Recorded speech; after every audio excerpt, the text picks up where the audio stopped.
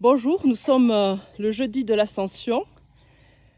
Ah, voici Feuille de Lune qui vient à ma rencontre. Il fait un temps magnifique, comme vous pouvez le voir, c'est jour des foins. Et j'ai fait la grasse matinée, donc c'est mon mari qui a libéré les volailles. Et elles attendent le casse-croûte. Voilà Aramis, le coq blanc.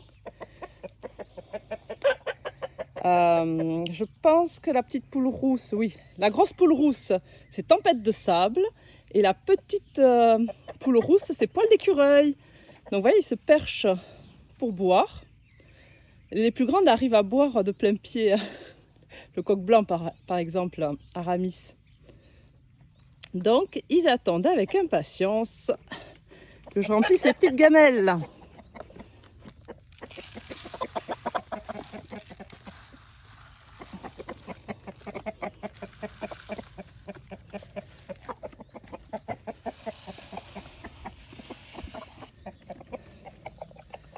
Alors, comment je reconnais mes poules? Tout simplement avec le plumage qui est différent, la forme de la queue. Des fois, effectivement, j'ai des petits doutes. Porthos, il a une queue, il est un peu plus gros, il a une queue plus évasée. Athos, là-bas, il est un petit peu plus petit avec une queue un peu moins en panache. Et quand les couleurs sont vraiment trop proches, je leur mets des bagues jaunes aux pattes pour m'aider à les différencier. J'avoue que des fois, il faut qu'ils soient l'une à côté de l'autre pour les différencier. Par exemple, les deux poules rousses, il y en a une qui est plus petite, plus menue. D'ailleurs, à un moment donné, elle s'est sacrément fait embêter par les coqs parce qu'elle était un peu trop légère pour eux.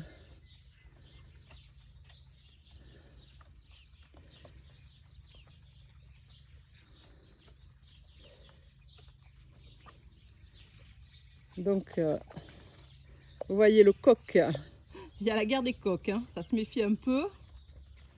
Je vois que Porthos n'ose pas s'approcher parce qu'il y a Aramis qui est dans la place.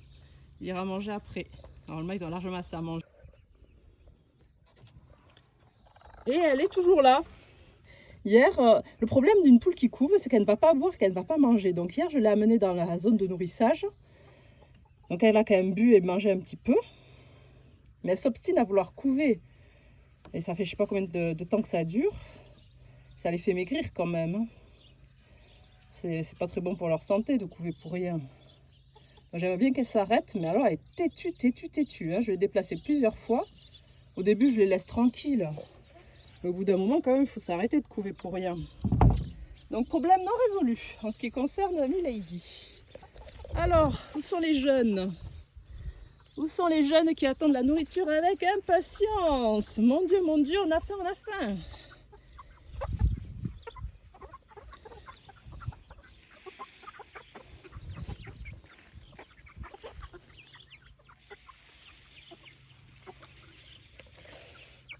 Alors, comme promis, je suis allée voir les normes cette fois-ci. On a un contre-jour, on voit pas très bien. Donc la petite poule qui est le plus sur la droite, qui est normalement une poule noire. Bon, ce sont des races de poules, des super pondeuses comme les poules rousses, qui ont des fois des reflets cuivrés. Elle en a beaucoup. On est à contre-jour, je pense que vous la voyez pas super bien. À côté, nous avons griffes de rose, coucou de reine. Donc tout ça c'est... Non, les coucous de reine pondent un petit peu moins d'œufs, plutôt 150-200 par an. Mais très beau plumage. Alors les blanches avec un... Ah, elle se cache la coquine. Les blanches avec un petit peu de noir. Ce sont des poules Sussex. Donc on les a là toutes les deux. Donc celle qui a le plus de noir, je l'ai appelée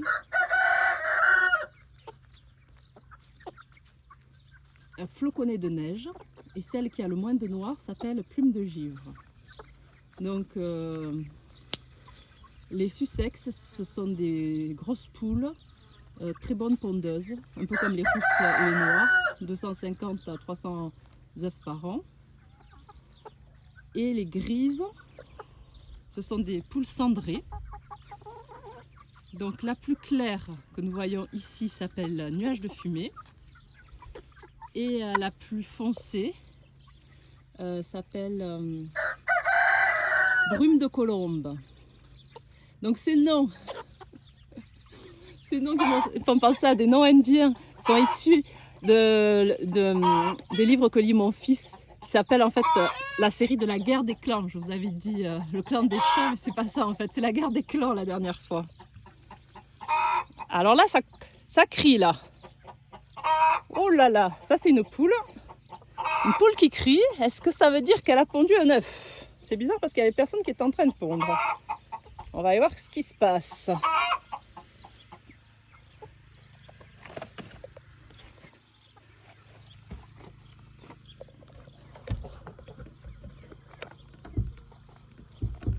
Donc, pas de panique, hein, je me suis pris dans le grillage des poules.